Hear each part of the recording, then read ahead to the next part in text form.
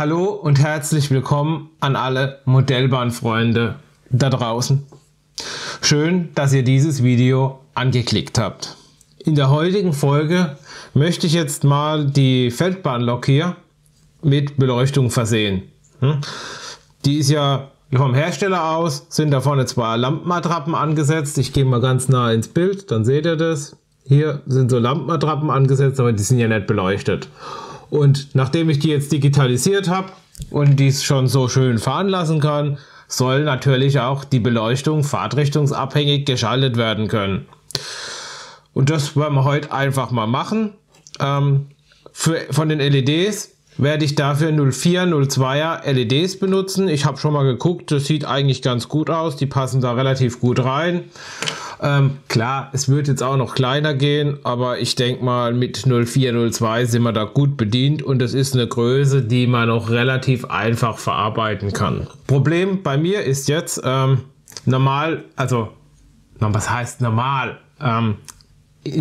Eigentlich müssen hier warmweiße, ja, Sunny White, Golden White, so irgendwas müsste da an LED rein. Wie das aber so schön wieder mal ist bei mir, ich habe gerade nichts da. Und ja, bis ich die jetzt wieder bestellt habe, das dauert auch wieder eine Ewigkeit und so lange wollte ich jetzt einfach nicht warten. Deshalb nehme ich einfach heute mal normale, kaltweiße. Ihr nehmt natürlich gleich die richtigen LEDs und nehmt warmweiße. Aber ich würde sagen, wieder mal genug gelabert. Wir legen jetzt gleich los. Als erstes brauchen wir natürlich mal wieder eine Pinzette. Denn ohne die geht es gar nicht. Dann machen wir mal hier die Lampen, die kann man gerade so runterziehen. Die machen wir mal ab. So, die Lok stelle ich mal nach hinten, die brauchen wir jetzt nicht. Und jetzt ist es so, ich gehe mal ganz dicht dran und dann seht ihr hier, das ganze Teil ist ausgefüllt. Ja, und ich will die jetzt nicht einfach da drauf kleben, sondern ich will diese Lampe hier schon ein bisschen aushöhlen und die LED da innen drin platzieren und das Ganze dann mit irgendeinem Klarlack oder so, mit so einem Siegellack versehen. Jetzt brauchen wir natürlich wieder Bohrer, so kleine Mini-Bohrer brauchen wir da wieder. Und dann fangen wir einfach mal an von klein und schaffen uns immer größer.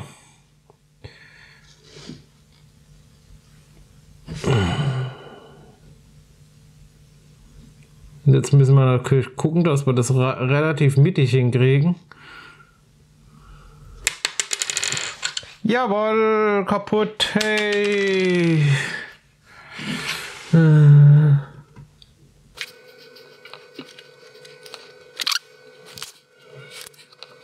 Ich sag mal so, Sachen, die könnt ihr natürlich auch immer mal wieder für andere Sachen, auch beim Fahrzeugbau anwenden. Ja, das ist ja allgemein. Jetzt mal, wie tue ich sowas aufbohren? Problem ist natürlich jetzt, ich kann euch das jetzt schlecht hier zeigen, weil ich muss natürlich zum einen das Teil in der Hand halten. Ich kann es immer mal wieder nur so in die Kamera halten, damit ihr seht, wie es jetzt gerade aktuell aussieht. So. Jetzt verließen Sie mich mit der Größe von den Bohrern hier. Das Ganze sieht schon nicht schlecht aus. Ich mache jetzt einfach mal Folgendes. Ich sage mal, prinzipiell sieht das schon nicht schlecht aus. Ja? Vielleicht der Rand noch ein bisschen viel. Das versuche ich jetzt, indem ich einfach hergehe und setze den Bohrer hier so schräg an. Dass ich einfach da den Rand noch ein bisschen weg mache, damit der Rand ein bisschen dünner wird. Und dann schauen wir uns das Ganze nochmal an. Also ihr seht, ich nehme jetzt wirklich den Bohrer so schräg. Wenn man sich das Ganze hier mal so anguckt, ich nehme jetzt den Bohrer so schräg und fahre hier einfach mal so ein bisschen außen rum, um einfach den Rand dünner zu kriegen. So. Jetzt kann man mal gucken, wie weit wir hier hinten drin sind.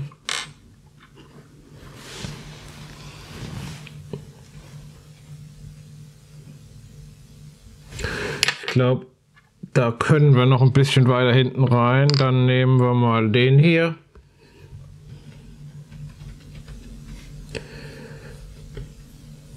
Und kratzen das da hinten noch ein bisschen aus.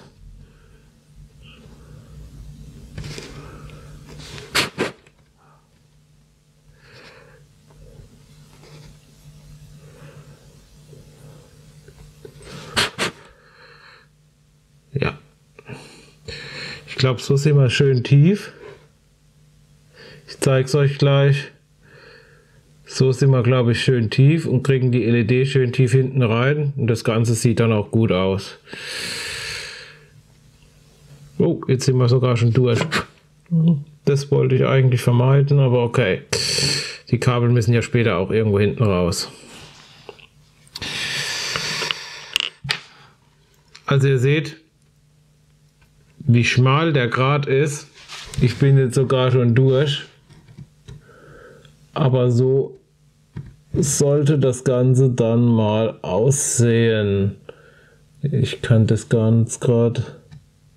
Ihr seht hier hinten schon das Loch drin, da kommen halt später dann die Kabel raus. Und bevor ich jetzt da die LED einbaue, werde ich den Innenraum von dem Teil erstmal mit ein bisschen weißer Farbe, ja, also ganz normaler Standardweiß, werde ich das innen drin erstmal ein bisschen anmalen, weil in der Regel sind ja solche Scheinwerfer Innenräume immer weiß oder silbrig oder so. Ich habe mich jetzt für weiß entschieden. Da gehe ich jetzt einfach mal her und male das hier innen drin ein bisschen weiß an. Sollte da aus Versehen ein bisschen was außen drauf kommen, das machen wir später dann wieder sauber. Das Ganze muss natürlich jetzt wieder trocknen. In der Zwischenzeit werde ich dann mal die Drähte an die LEDs anlöten. Das zeige ich euch hier jetzt aber nicht explizit. Da verlinke ich euch ein Video, da könnt ihr sehen, wie sowas geht. Dann werde ich jetzt mal wieder mein Messer hier nehmen und werde hier außen erstmal so drüber fahren, dass die weiße Farbe außen wieder weg ist. Weil außenrum, sage ich mal, soll natürlich mein Scheinwerfer nach wie vor schwarz sein. Ne? Der soll ja nur innen drin weiß rausscheinen, also innen drin weiß sein und nicht außen. Ja. Deshalb gucken wir jetzt mal, dass wir den ganzen weißen Kram außen wieder wegkriegen. Ich glaube, dann sieht das auch schon richtig schön aus. Und es geht eben mit so einem feinen Messer relativ gut. Man muss da gerade kurz mal ein bisschen drüber fahren über die Stellen und schon kann man die Farbe wieder wegmachen. Und schon sieht das Ganze hier so aus. Ich finde, das sieht schon wesentlich schöner aus wie vorher. Jetzt gehe ich nochmal mit einem ganz dünnen Bohrer her und stoße hier hinten einfach das Loch hinten durch. Das hat sich natürlich jetzt auch wieder mit Farbe zugesetzt. Das ist halt völlig normal, wenn man sowas mit Farbe macht, dass die Löcher sich dann wieder zusetzen. Ja, und dann wollen wir doch einfach mal gucken, dass wir hier so eine LED da hinten reinkriegen, ne?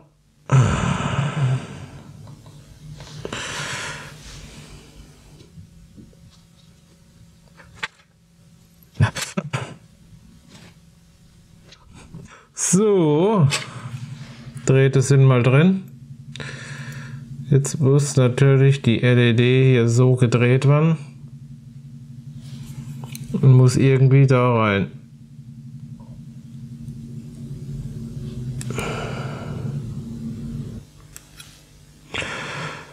So, und so sieht das Ganze dann aus.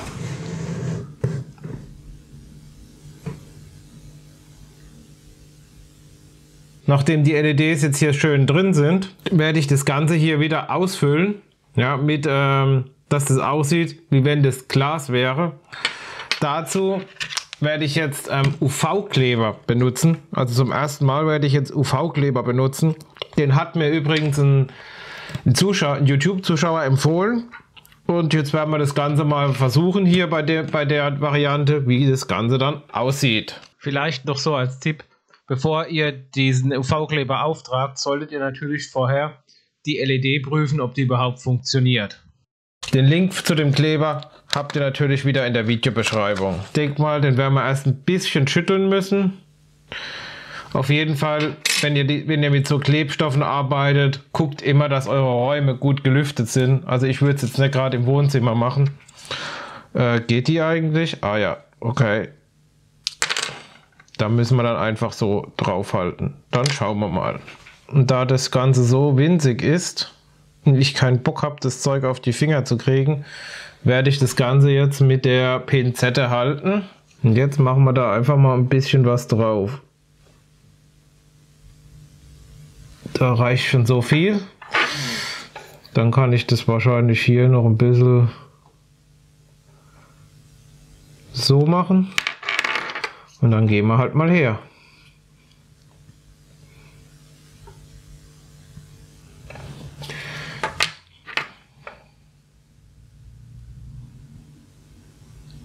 Ist tatsächlich schon hart, das Zeug. Wahnsinn. So. Dass das Ganze jetzt so flackert, liegt hier an meinen Klemmen, die das gerade wieder nicht richtig halten.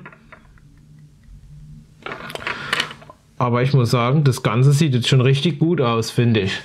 Wenn wir da jetzt noch ein bisschen mit der Spannung runtergehen, sagen wir mal so, ja, die hat jetzt halt Laserlight.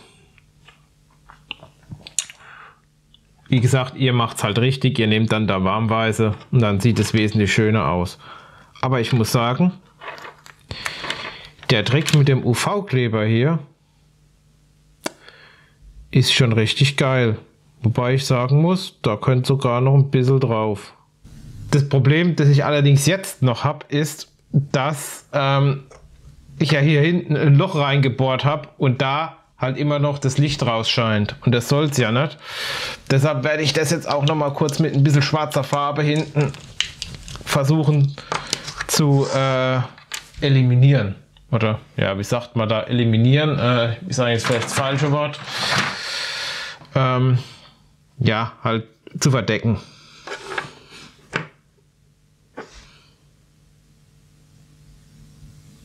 Auch das muss natürlich wieder trocknen, trocknen, trocknen. In der Zwischenzeit werde ich jetzt schon mal die Feldbahnlok zerlegen. Wieder, weil ich muss ja natürlich die ganzen Kabel da drin verwahren, etc. pp. Ne? Das geht natürlich nicht, wenn die Lok zu ist. So, dann holen wir den ganzen Kram mal hier wieder raus. Jetzt müssen wir mal gucken, wie wir das Ganze mit der Beleuchtung hier machen. Mit der Lichtdrähte machen. Die müssen natürlich zum einen hier rein. Ich glaube jetzt kaum, dass ich diesen schwarzen Ansatz hier abkriege, oder? Nee, der wird zu gut verklebt sein.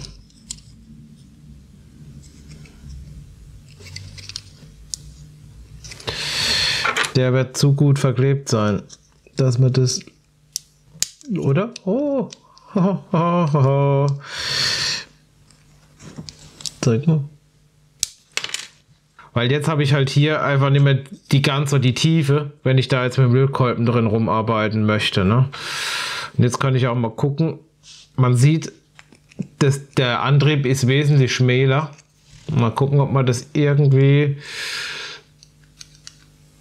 Hier, man sieht, der ist wesentlich schmäler, wie meine Lok eigentlich ist. Genau das werde ich mir nämlich jetzt zunutze machen. Und werde nämlich die Kabel hier seitlich, also werde nämlich die Drähte hier seitlich anschließen. Das werde ich jetzt so machen, also verlegen und anschließen. Und dann werden wir einfach mal gucken, wie wir jetzt mit den Drähten hier am besten in den Innenraum kommen. Dazu werden wir mal wieder ein dünnes Loch bohren. Nehme ich mal, würde ich jetzt mal einfach mal behaupten. Ich bohre jetzt einfach mal hier oben drüber. Also hier wird ja die Dinge reingesteckt und dann gehe ich einfach mal oben drüber und bohre da noch ein Loch rein.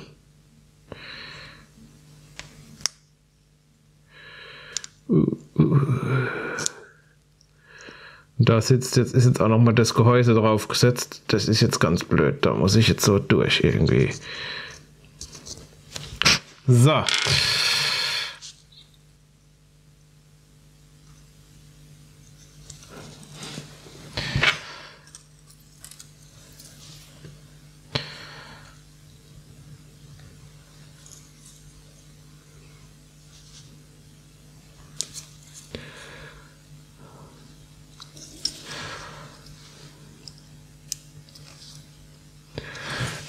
So sieht das Ganze dann aus.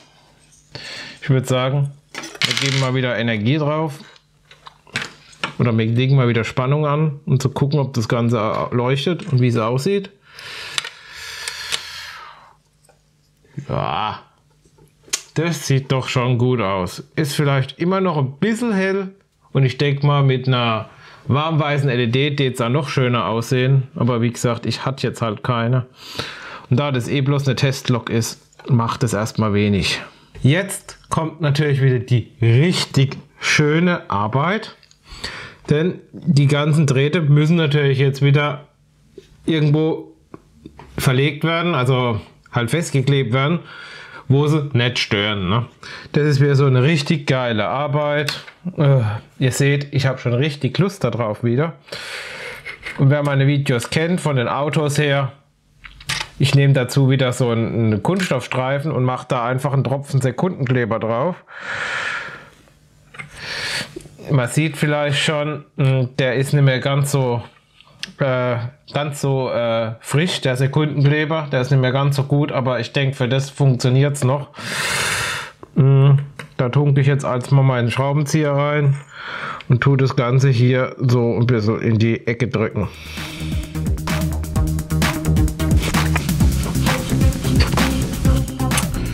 So, die vordere Lampe, die lasse ich jetzt mal hier, weil ich denke mal, das Ganze sieht jetzt hier in der Position schon relativ gut aus. Dann gehen wir jetzt mal an die hintere. Der Weg ist ein bisschen weiter.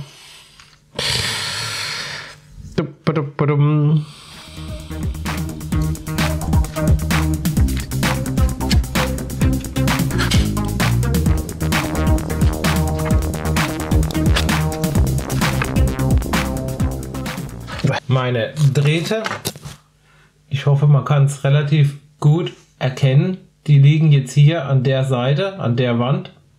Ne? Und an die Wand werde ich jetzt hier von meinen Lötpad-Platinen den Link für diese Teile hier zum Nachmachen, den stelle ich euch in die Videobeschreibung. Da könnt ihr euch die Datei runterladen und könnt euch die nachmachen lassen. Es gehen natürlich auch normale Lochrasterplatinen. Der Vorteil von den Teilen ist halt, die haben keine Löcher und die sind halt nur 0,5 mm stark. Ja, von daher sind die halt jetzt hier wesentlich praktischer. Und da schneide ich mir jetzt einfach mal so einen Streifen herunter. Und zwar machen wir den... Gucken wir mal, also da kommt ein Widerstand drauf, da kommt ein Widerstand drauf, da kommt einer drauf. Okay, dann machen wir mal so lang das Teil ungefähr. Ihr seht, das kann man ganz einfach mit einer Schere schneiden. Ja, das ist wirklich ganz, ganz praktisch, diese Teile. Und jetzt müssen wir es halt einfach noch mal ein bisschen wieder so gerade machen. Ja, das ist manchmal halt dann ein bisschen verdreht durch das Schneiden. So. Wer will, kann natürlich den Rand hier dann auch noch wegschneiden. Ja. So. Und jetzt gucke ich erstmal, was ich eigentlich für einen Widerstand benötige. Bevor ich das Ganze hier reinklebe und mir dann da innen drin die Finger wieder breche. Ja. Gucke ich erstmal, was brauche ich eigentlich alles. Und dann löte ich da erstmal die Widerstände drauf und dann bauen wir das ganze Teil ein. Ich habe jetzt mal hier ein bisschen mehr abgedunkelt. Ich meine, auf der Kamera kommt das Ganze jetzt wieder schlecht rüber. Jetzt werde ich mal die LED, ich habe mich jetzt mal für die hintere hier entschieden, die werde ich jetzt mal hier an mein Netzteil hängen. Ja, und werde jetzt einfach mal gucken, was wir eigentlich für eine Spannung brauchen. Ich nehme da wieder mein Labornetzteil. Ich hoffe, dass ich sie jetzt auch richtig rum habe. Und damit ihr seht, was da jetzt eigentlich an für Werte rauskommen, ja, habe ich jetzt mal hier wieder 2 Multimeter hingelegt. Normal brauche ich die nicht, weil ich das ja auf meinem Labornetzteil sehe. Bloß, das wäre jetzt hier alles zu umständlich gewesen, das Labornetzgerät einzuzeigen und parallel hier das Fahrzeug. Deshalb habe ich jetzt hier mal meine Multimeter hingelegt, damit ich euch das zeigen kann. So, und jetzt drehen wir da mal hoch mit 2,3 Volt. Passiert da natürlich noch nicht viel. Ich denke mal, wir werden da schon so 2,6, 2,7 Volt brauchen. Und jetzt sehen wir, die ist wahrscheinlich falsch rum angeschlossen. So, wir sehen, die leuchtet. Bei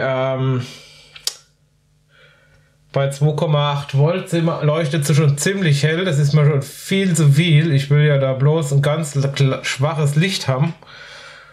Ja, also so, die soll ja jetzt da hinten keine richtige Beleuchtung sein. Das soll ja mehr so ein schummriges Licht sein.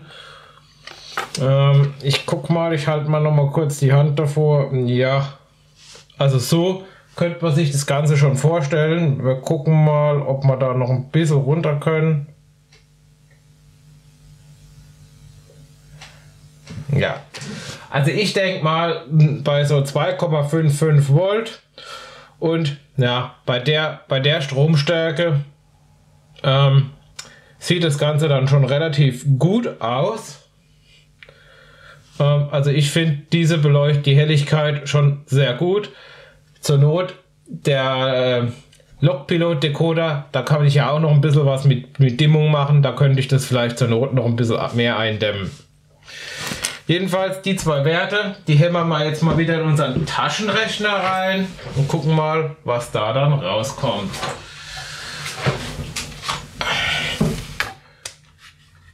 Das wären dann die 12 Volt, wo wir ja haben bei der Lokversorgungsspannung, minus die 2,55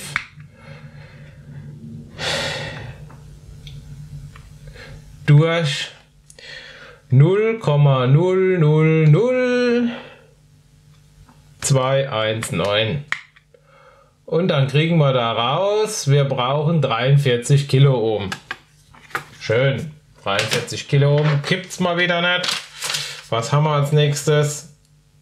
47. Dann nehmen wir doch 2 mal 47 Kiloohm. So, jetzt habe ich natürlich wieder keine 47 Kiloohm. Ne? Auch wieder klasse. Deshalb nehme ich jetzt einfach mal 39 Kiloohm. Wenn es halt so hell ist, gucke ich, dass ich das Ganze über die Dimmung von dem Decoder noch ein bisschen runter regle. Dann brutzeln wir das mal da drauf.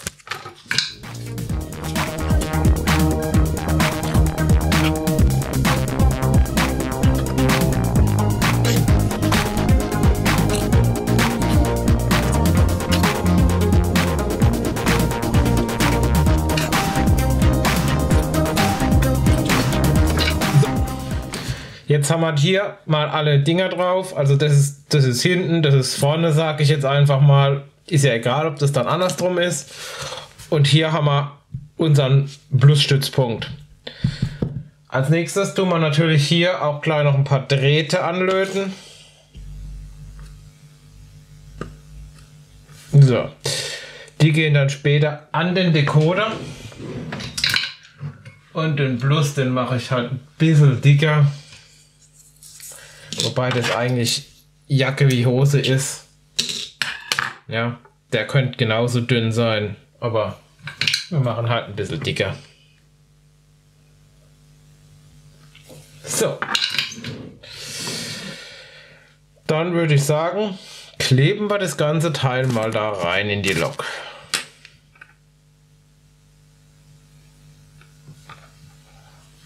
Machen wir ein bisschen Klebstoff drauf. Machen das hier wieder weg. Biegen unsere Drähte erstmal nach da hinten.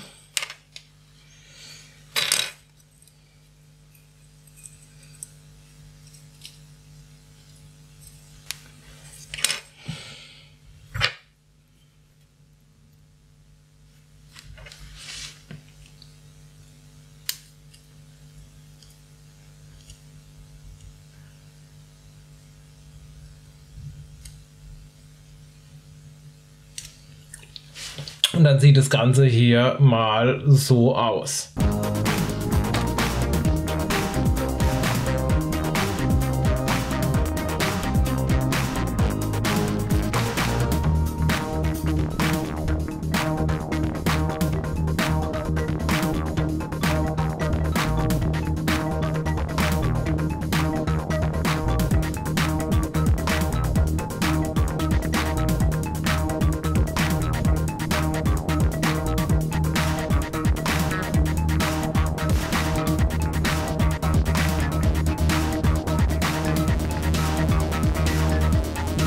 Also so sieht das Ganze jetzt aus. Ihr seht, hier gucken bloß noch die 3 Drähte raus, plus vorne hinten. Und da oben und hier hinten ist jetzt alles drin. Ja, also hier ist jetzt wirklich alles drin. Und die Drähte, die liegen ganz hier oben alle schön bei der Seite. Und wenn ich dann, jetzt, wo ist mein Antrieb, wenn jetzt dann der Antrieb hier reinkommt, dann kann das hier schön an der Seite vorbeigleiten und stört nicht mehr. So ist zumindest mal der Plan. So, jetzt werden wir natürlich erst nochmal testen, ob auch wirklich alles funktioniert. Beim Testen müssen wir natürlich auf die 12 Volt gehen, weil wir haben ja die Widerstände schon drin. Also ich finde, das macht echt was her. Wenn die dann später fährt, das Ganze sieht schon wieder wesentlich schöner aus wie, sag ich mal, das Original.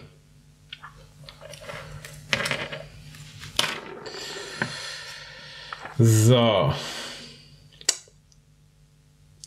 Was ich jetzt noch machen werde, was ich euch jetzt aber nicht explizit zeige, ich werde jetzt hier noch eine kleine Führerstands-LED einbauen. Ich finde einfach, wenn man da später vielleicht doch mal noch einen Lokführer reinsetzt, ja, und wenn der da mal reingeht und in der Dunkelheit, dann will der ja vielleicht ab und zu mal was sehen. Da finde ich, ist das ja noch so ein nettes Gimmick und ja, wertet die Lok zusätzlich nochmal auf. Wie ich das genau mache, werde ich euch jetzt allerdings nicht zeigen.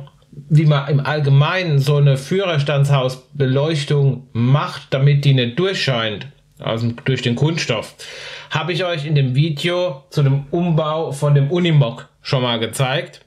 Deshalb zeige ich euch das hier jetzt nicht nochmal.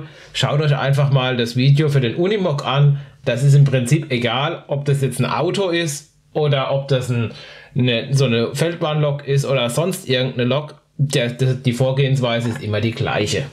Die Führerhausbeleuchtung ist jetzt auch drin. Da habe ich natürlich jetzt nochmal da vorne einen zusätzlichen Widerstand einbauen müssen. Das war natürlich in dem Zustand hier drin schon immer ganz so einfach. Ende vom Lied ist, ich habe jetzt dann hier 4 Drähte und die ganzen Drähte werde ich jetzt erst nochmal alle ein bisschen zusammendrudeln. Ich muss ja später, sage ich mal, das Teil sitzt ja hier so drüber, also da sitzt es ja normal irgendwie drin und hier habe ich meine Lok und jetzt muss ich ja irgendwie mit den Drähten an den Decoder dran und dass das nicht alles einzelne Drähte sind, werde ich das Ganze jetzt erst ein bisschen zusammendrudeln. So, mal schauen, dass wir das schön hier so als Paket machen können. Dann habe ich nämlich später gerade noch so einen kompletten Draht. Ja, da das alles LEDs sind, stört es auch nicht, wenn das miteinander verdrillt ist. Ich werde das Ganze jetzt hier unten mal so fixieren, ein bisschen noch. Also ich habe das alles nach vorne gelegt und werde das Ganze jetzt hier unten noch ein bisschen fixieren, dass das da unten fest ist, dass da nichts mehr passieren kann. Ihr wisst ja, bei mir ist halt immer so, lieber ein bisschen mehr fixiert, wie zu wenig, dass da später so gut wie, oder sagen wir es mal so, nicht so gut wie, dass halt im Idealfall da nichts mehr abgeht, ne? Ja, also die Lok sollte hier noch gut reingehen, wobei, das wird schon ein Problem, glaube ich. Ich hoffe jetzt nicht, dass das ein Problem wird hier. Ich habe doch vorhin geguckt gehabt, da hat doch alles gepasst. Ich hoffe jetzt nicht, dass das ganze Teil hier zum Problem wird. Machen wir hier einfach mal weiter. Und zwar habe ich zum einen jetzt die Drähte am Decoder doch relativ kurz abgeschnitten und zum anderen sind mir die ganzen Kabel hier auch ein bisschen zu dick für die Lok. Deshalb habe ich hier jetzt schon mal den Schrumpfschlauch vom Decoder abgeschnitten. Wichtig, wenn ihr sowas macht. Also ich denke mal nicht, dass ESU dann den Decoder, wenn ihr irgendwas kaputt macht, dann noch zurücknehmen werdet. Ja, wenn da der Schrumpfschlauch abgeschnitten ist. Deshalb, wenn ihr das macht, seid euch sicher, was ihr tut. Ich habe das jetzt mal hier in so einer Ding ein bisschen fixiert, in der Hoffnung, dass er jetzt besser liegen bleibt. Und jetzt werde ich am Decoder den weißen und den gelben Draht hier, also die Reste von dem Draht hier noch ablöten. Beziehungsweise von dem Kabel. Ich hoffe, das funktioniert soweit alles ganz gut.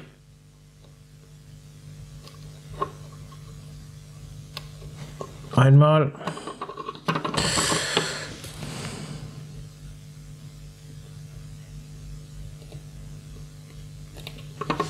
Zweimal. Sieht bis jetzt ganz gut aus.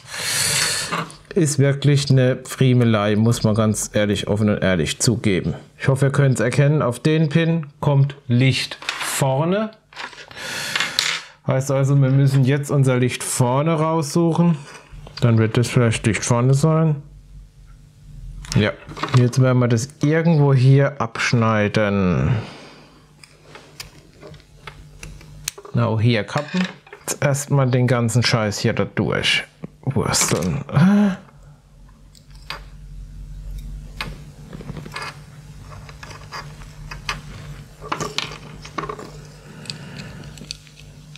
So, das müssen wir nachher wieder verkleben. Und jetzt muss der hier auf den Pin angelötet werden.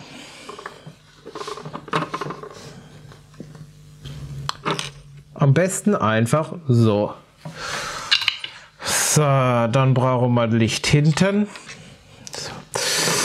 So, und der muss jetzt natürlich daneben dran.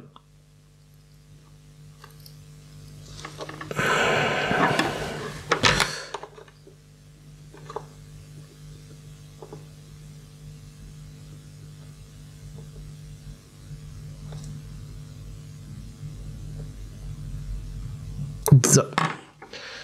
Auch fest. Der blaue und der grüne, grüne ist glaube ich F1, die sind jetzt natürlich gerade auf der anderen Seite vom Decoder. Also hier ist dann die Funktion und auf der gegenüberliegenden Seite ist dann der U+ und der AUX 1 Ausgang. Und natürlich muss ich auch hier erstmal wieder den Schrumpfschlauch, also die Isolierung vom Decoder entfernen, damit ich da überhaupt was löten kann. Wie könnte ich jetzt die Lok packen?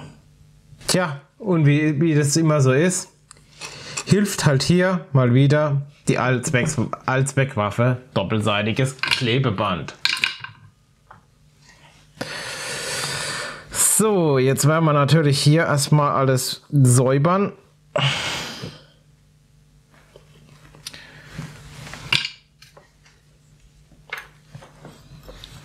Sind da auch die Pinne, ist das Pinning hier auch drauf?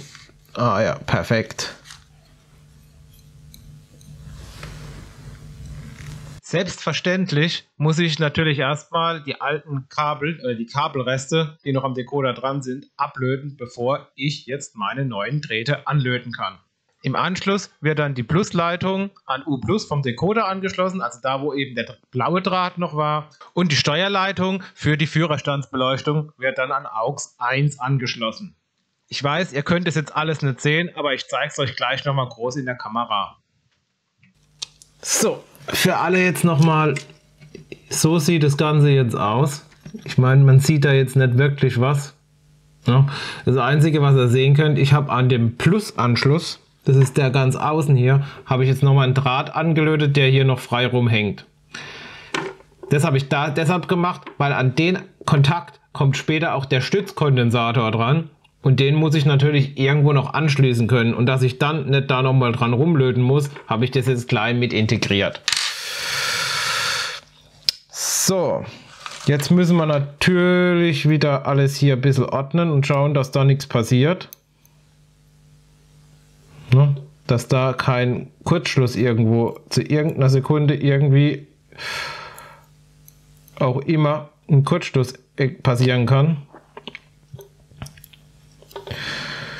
Ich werde jetzt dann auch zum Schluss das Ganze hier nochmal mit schwarzer Farbe übermalen. Aber ich würde sagen, ich hole jetzt erstmal meine Digitaleinheit und dann gucken wir mal, ob das da wirklich alles so funktioniert, wie ich mir das Ganze vorstelle. Ihr seht sie natürlich jetzt nicht, die steht hier vor mir. Aber wichtig ist ja, dass ihr die Lok seht. Jetzt würde ich sagen, stellen wir das Ding einfach mal drauf und beten, dass da alles funktioniert. So. Also fahren tut sie auf jeden Fall mal, das ist schon mal gut. Dann machen wir doch mal das Licht an. Und wir sehen, jo, geil, hier hinten. Schalten wir mal um. Meine Lampe geht vorne an, ihr seht es gerade nicht, gell? Bingo. Nochmal andersrum.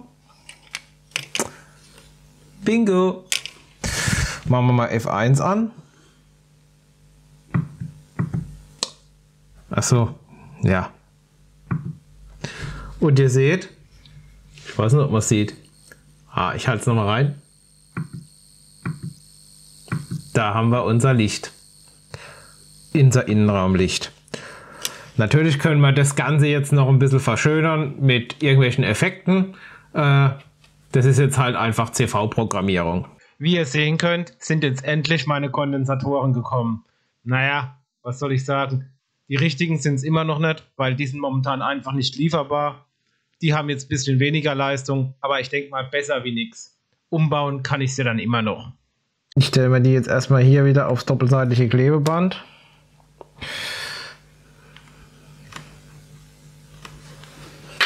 Ja, richte die hier schön aus. Und jetzt brauchen wir irgendwie ein bisschen Draht. Besonders schön ist dann, wenn man von so allen vorhergehenden Elektronikprojekten immer noch Reste übrig hat. Das finde ich immer richtig schön, weil die können wir jetzt hier natürlich gleich benutzen.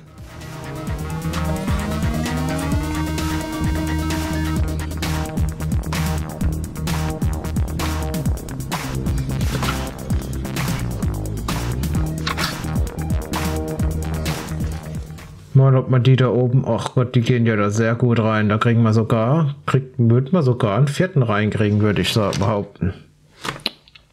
Ha, dann machen wir doch gleich 4 rein.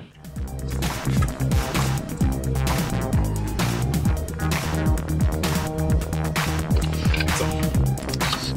Dann sieht das ganze Teil jetzt hier so aus. Das werden wir dann hier oben irgendwie über den Motor hinlegen.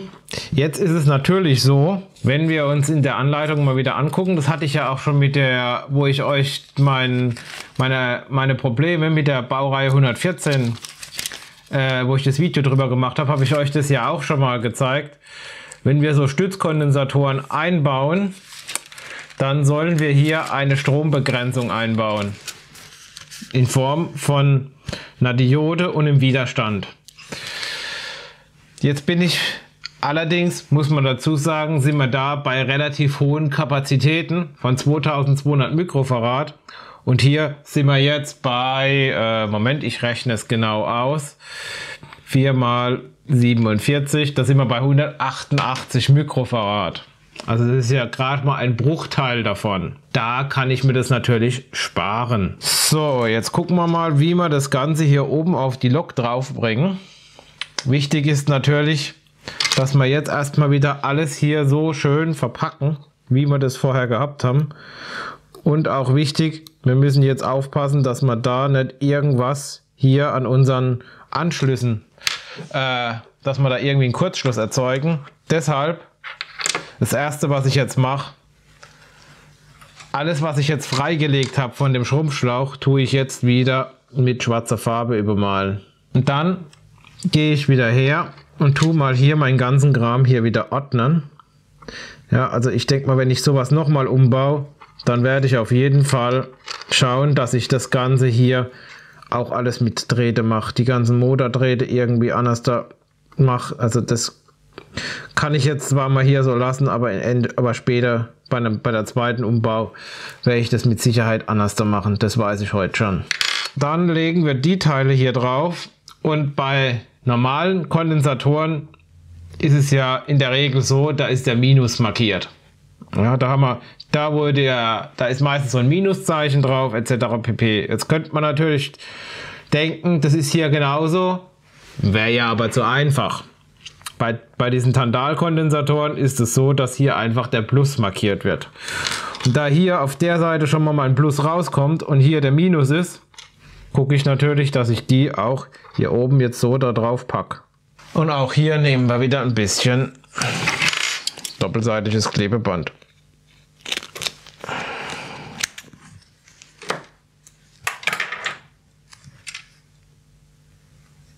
Platz müsste oben in der Lok genug sein und jetzt gehen wir halt einfach her und tun hier Plus und Minus anschließen. Und durch diese Kondensatoren erhoffe ich mir halt einfach noch einen besseren Lauf von der Lok, weil ich eben die Spannung, weil da ich halt eben dadurch gewisse kurze Unterbrechungen einfach hoffe, dass ich die hier eliminieren kann mit.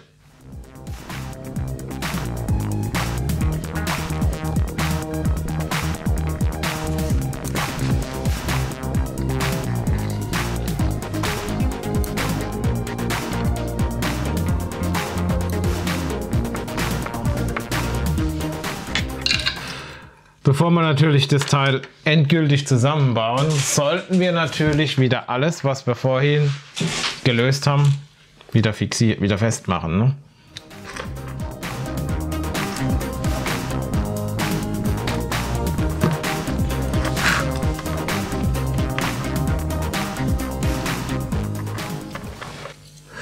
Jetzt schauen wir mal, wie wir das ganze Teil hier wieder zusammenkriegen.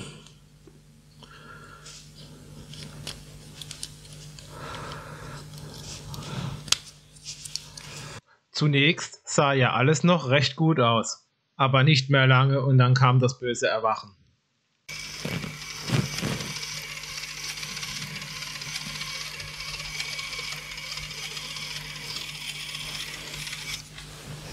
So ganz rund läuft sie gerade nicht.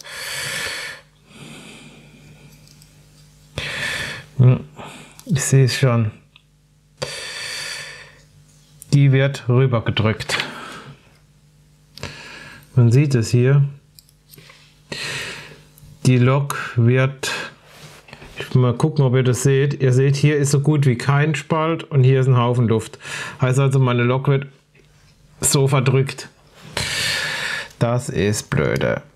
Also, das Ganze muss hier umgebaut werden. So funktioniert es definitiv mal nicht. Ist zu dick. Und das Ganze habe ich natürlich geklebt wie ein Weltmeister. Ne? Also, nach langem Hin und Her überlegen, wie ich das Ganze jetzt, wie ich die Kuh jetzt vom Eis kriege. Wie gesagt, also fallen tut mir das Ganze jetzt nicht. Aber ich muss es jetzt halt einfach mal so akzeptieren, weil anders da geht es nicht. Wenn ich die zweite Lok dann umbauen würde, würde ich das auf jeden Fall besser und schöner machen. Ich habe jetzt die Platine. Ich hoffe, man kann das jetzt hier sehen. Habe ich jetzt gelöst und lege die jetzt gerade ganz hier oben gerade so rein. Ja, also ich mache die ganz nach oben und lege die hier rein und habe die Kondensatoren hier komplett auf die Seite rüber geschoben. Ja, also komplett auf eine Seite geschoben, dass ich hier quasi Platz kriege. Ihr seht ja, hier ist ja auch alles offen. Ne? Hier werde ich auf jeden Fall jetzt zur Sicherheit, werde ich hier mal noch einen Streifen Klebeband hinmachen. Einfach damit ich sicher gehen kann, dass hier an den Kondensatoren oder dass hier während dem Betrieb keinerlei Kontakt entsteht. Ich hoffe, dass ich es dann wenigstens auch noch reinkriege. Nicht, dass jetzt das Klebeband der Ausschlaggeber ist, dass es dann nicht mehr geht. Jetzt muss ich mal gucken. Ich mache als erstes mal hier wieder Kleber drauf. Der ist natürlich jetzt schon getrocknet.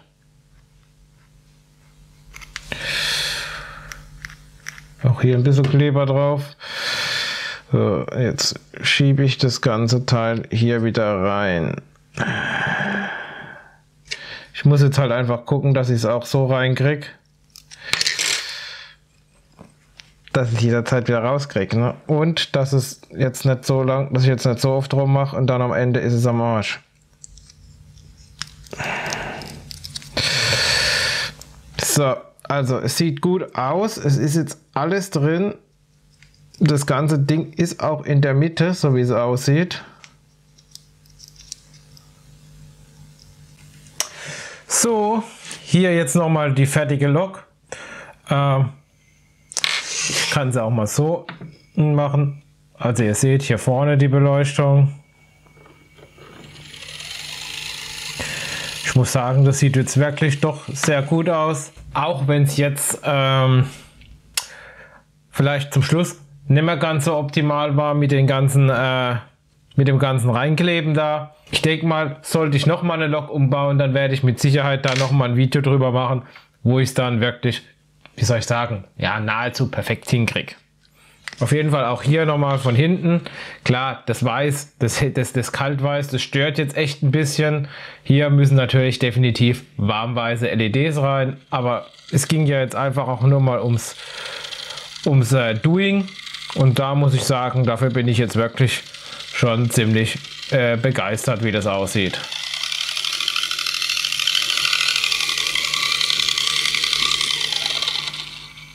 Und schon sind wir wieder am Ende des heutigen Videos angelangt. Wie immer hoffe ich, dass euch dieses Video gefallen hat. Wenn es euch gefallen hat, gebt mir gerne wieder den Daumen nach oben. Ansonsten wünsche ich euch wieder eine gute Zeit und ich hoffe, wir sehen uns im nächsten Video wieder. Euer Björn.